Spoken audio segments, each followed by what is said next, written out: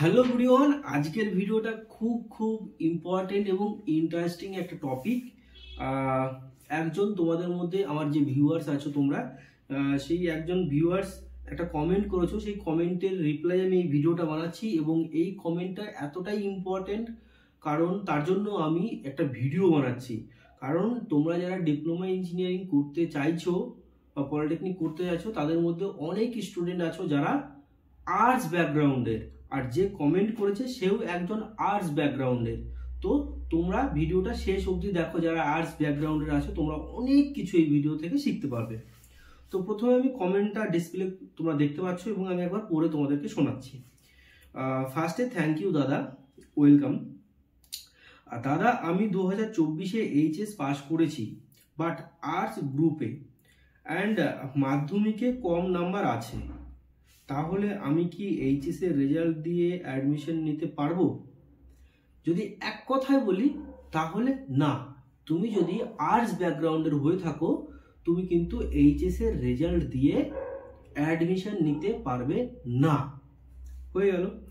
এবার আমি একটু আলোচনা করব যাতে তোমাদের বুঝতে সুবিধা হয় যে আর্টস ব্যাকগ্রাউন্ড থেকে তোমরা যারা আসছো এই লাইনে তাদের কি কি অসুবিধা হতে পারে এবং তাদের কি কি বেনিফিট আছে এই লাইনে, সেটা নিয়ে একটু আলোচনা করব।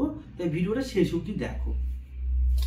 তো প্রথমে বলি যে এইরকম অনেক স্টুডেন্ট আছে যারা আর্টস নিয়ে পড়াশোনা করেছে, এখন তাদের মনে হচ্ছে যে আর্টস নিয়ে পড়াশোনা করে ইন ফিউচারে ভবিষ্যৎ কিন্তু ভালো নেই। হ্যাঁ, সত্যি কিন্তু ভবিষ্যৎ সেরকম কিছু নেই আর্টস ব্যাকগ্রাউন্ডের স্টুডেন্টদের জন্য। শুধুমাত্র কিছু কিছু গভর্নমেন্ট চাকরি ছাড়া ইন ফিউচারে কোনো চাকরি বাকরি কিন্তু নেই। এইবার ব্যাপারটা হচ্ছে তোমাদের কি কি ফ্যাসিলিটি হবে সেটা নিয়ে একটু বলি। না, ফ্যাসিলিটি আগে বলবো না কি কি সমস্যাটা আগে বলি। কি কি সমস্যা হবে সেটা আগে বলি। সমস্যাটা হলো তোমরা 2 বছর আর্টস পড়েছো, মানে ইতিহাস, ভূগোল, দর্শন, পলিটিক্যাল সায়েন্স এইগুলো পড়েছো, মানে এর মধ্যে কোনো ম্যাথ, ফিজিক্স, কেমিস্ট্রি, ইংলিশটা হয়তো ছিল, ম্যাথ, ফিজিক্স, কেমিস্ট্রি এইসবের কোনো কিন্তু টাচ তোমাদের ছিল না। কিন্তু তোমরা যখন পলিটেকনিক কলেজে ফার্স্ট সেমিস্টারে উঠবে, ফার্স্ট ইয়ারে উঠবে, তখন কিন্তু ম্যাথ, ফিজিক্স, কেমিস্ট্রি এই 3টে সাবজেক্ট কিন্তু মেন পার্ট হয়ে দাঁড়াবে। তাহলে তোমরা 2 বছর যেহেতু এই 3টে সাবজেক্ট পড়োনি, এখন তোমরা যখন পড়তে চাইবে, পড়তে যাবে, তখন কিন্তু মনে হবে অনেক বড় একটা পাহাড়, যেটা বাস্তব সত্যি কথা। আর্টস স্টুডেন্টদের এটা মনে হয় পুরো অন্ধকার দেখা যাবে, কিন্তু সেই অন্ধকারকে কাটিয়ে উঠতে পারবে, কোনো চাপ নেই। আমরা একটা ব্যাচ পড়াই, যে ফার্স্ট সেমিস্টার এবং সেকেন্ড সেমিস্টারে একটা ব্যাচ পড়াই। সেই ব্যাচে অনেক স্টুডেন্ট ছিল যারা আর্টস ব্যাকগ্রাউন্ডের, তারাও কিন্তু আমাদের কাছে পড়ে একটা পজিশনে পৌঁছেছে।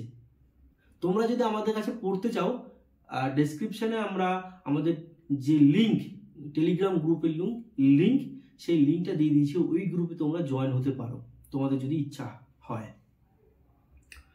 তো এই সমস্যাটা তোমাদের হবে, তবে কোনো চাপ নেই, পড়াশোনা করলে আরামসে পাস করতে পারবে। পলিটেকনিকে সেরকম কোনো চাপ নেই, কিন্তু মনের মধ্যে একটা জোর থাকতে হবে, আমি পড়বো, আমি পারবো, এরকম একটা জোর থাকলে অবশ্যই তোমরা কিন্তু পাস করতে পারবে। এবার বলি যে কি কি বেনিফিট আছে। বেনিফিট বলতে কি, তুমি কোম্পানির চাকরির জন্য যোগ্য হয়ে যাবে পলিটেকনিক নিয়ে পড়াশোনা করলে, যেটা তুমি আর্টস নিয়ে পড়লে, কোনো বিএ গ্র্যাজুয়েশন করলে তুমি পারবে না।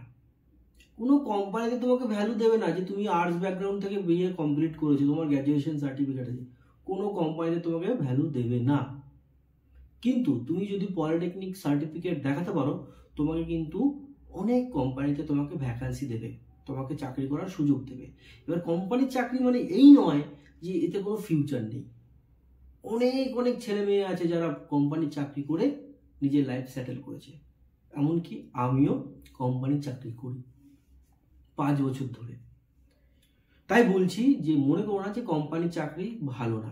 যদি ইচ্ছা থাকে পলিটেকনিক করে কোম্পানির চাকরিতে জয়েন করতে পারো, নিজের লাইফকে সেটেল করতে পারো। কিন্তু একটা শর্ত আছে, সেটা হচ্ছে নামে পলিটেকনিক করলে হবে না, কামে পলিটেকনিক করতে হবে। কামে বলতে কাজের পলিটেকনিক করতে হবে।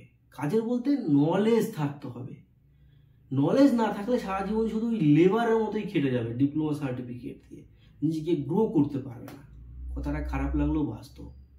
এর জন্য ডিপ্লোমা ইঞ্জিনিয়ারিংয়ে আসতে চাইলে মনে জোর নিয়ে আসো, পড়াশোনা করব বলে সেই মেন্টালিটি নিয়ে আসো। চাকরি পাবে, কোম্পানির চাকরি পাবে, নিজের যদি ট্যালেন্ট থাকে নিজেকে অনেক ভালো জায়গায় পোস্ট করাতে পারবে, ভালো একটা আর্নিং করতে পারবে এবং নিজের স্বপ্নটাকে পূরণ করতে পারবে। যদি নিজের স্বপ্ন থাকে একটা ইঞ্জিনিয়ার হওয়ার, একটা ভালো ইঞ্জিনিয়ার হওয়ার, তাহলে এই লাইনে এসো। আগে স্বপ্ন দেখো, তারপরে এই লাইনে এসো। যদি কোনো কোশ্চেন থাকে অবশ্যই কমেন্ট বক্সে কমেন্ট করো যে ইঞ্জিনিয়ারিং লাইনটা কেমন, কি বৃত্তান্ত, তাহলে আমি তোমাদেরকে ভিডিওর মাধ্যমে ডিটেলসে বলে দেবো। কিন্তু কোশ্চেন তো করো, আগে জানার চেষ্টা তো করো, তারপর তো আমি তোমাদেরকে বলবো। করো। তো এই হচ্ছে বেনিফিট বললাম। যদি ভালো লাগে ভিডিওটা, আর যদি জানি না সব তোমাদের বোঝাতে পারলাম কিনা, আমি আমার 100% দিয়ে তোমাদের বোঝানোর চেষ্টা করলাম, গলা শুকিয়ে গেছে। তো যদি ভিডিওটা ভালো লাগে একটা লাইক করে দিও, আর এই চ্যানেলে নতুন হলে ভালো লাগলে চ্যানেলটিকে সাবস্ক্রাইব করে দিতে পারো, যে আমার কথা বলা বা আমার ভিডিওগুলো ভালো লাগছে, তাহলে পরবর্তীকালের ভিডিওগুলো দেখতে চাই। আর একটা কথা, যদি তুমি ইঞ্জিনিয়ার হতে চাও তাহলে অবশ্যই চ্যানেলটিকে সাবস্ক্রাইব করে রেখো, কারণ আমি তোমাদের পাশে আছি। তো ভিডিওটা এখানেই শেষ করছি। ভালো থেকো, সুস্থ থেকো এবং নিজের ফ্যামিলিকে নিয়ে হ্যাপি থেকো। Thank you.